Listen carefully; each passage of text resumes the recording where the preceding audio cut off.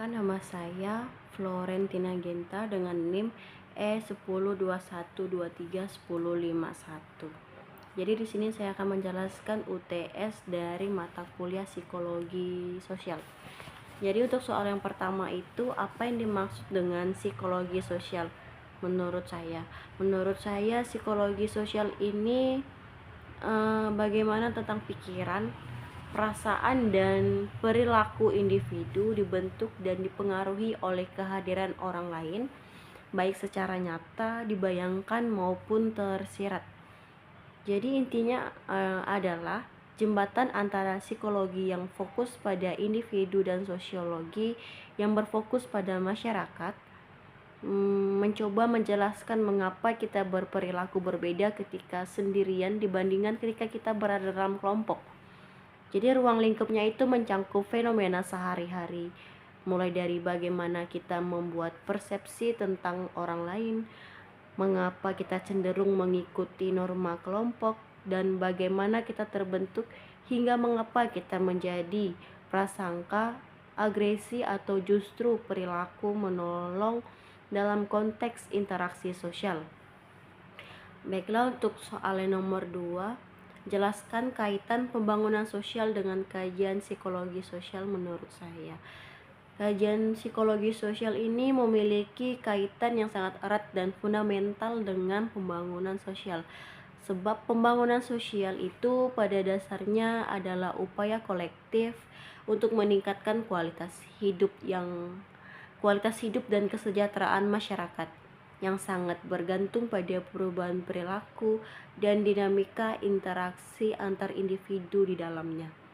Jadi psikologi sosial ini berperan sebagai pisau analisis untuk memahami faktor-faktor internal seperti sikap, motivasi, norma, dan kepercayaan diri pada kemampuan yang menjadi penentu apakah suatu program pembangunan seperti kesehatan, pendidikan, atau pemberdayaan ekonomi ini akan diterima dan berkelanjutan.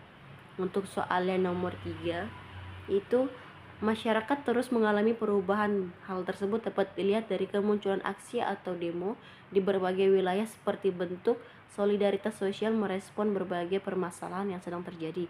Berdasarkan fakta tersebut, berikan analisis Anda terhadap fenomena yang sedang terjadi.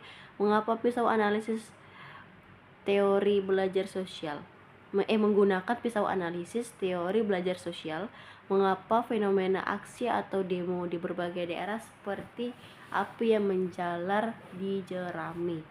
Di sini saya akan menjelaskannya. Jadi fenomena menjamur aksi atau demo di berbagai daerah yang diibaratkan seperti api yang menjalar di jerami ini, dia menggunakan teori belajar sosial dari Albert Bandura. Teori ini menjelaskan bahwa perilaku baru seperti berpartisipasi dalam demonstrasi tidak dipelajari melalui pengalaman langsung, tetapi bisa juga melalui observasi atau pengamatan terhadap orang lain. Jadi konteks ini disebut model. Jadi penyebaran aksi demo yang cepat dan meluas ini disebabkan oleh dua konsep utama. Yang pertama itu ada modeling atau peniruan. Jadi demonstrasi di suatu wilayah itu kan disiarkan secara langsung oleh media massa atau media sosial, bertindak sebagai model perilaku. Jadi masyarakat ini dapat melihat rekan-rekan mereka berani turun ke jalan untuk menuntut keadilan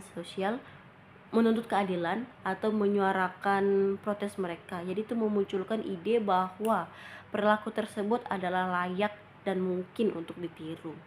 Untuk yang kedua itu ada penguatan tidak langsung. Jadi kecepatan penjalaran ini diperkuat oleh pengamatan terhadap konsekuensi yang diterima oleh kelompok pendemo pertama.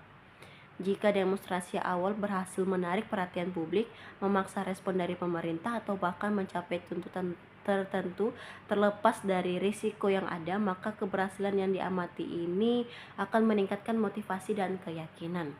Baiklah, sekian dari saya. Terima kasih.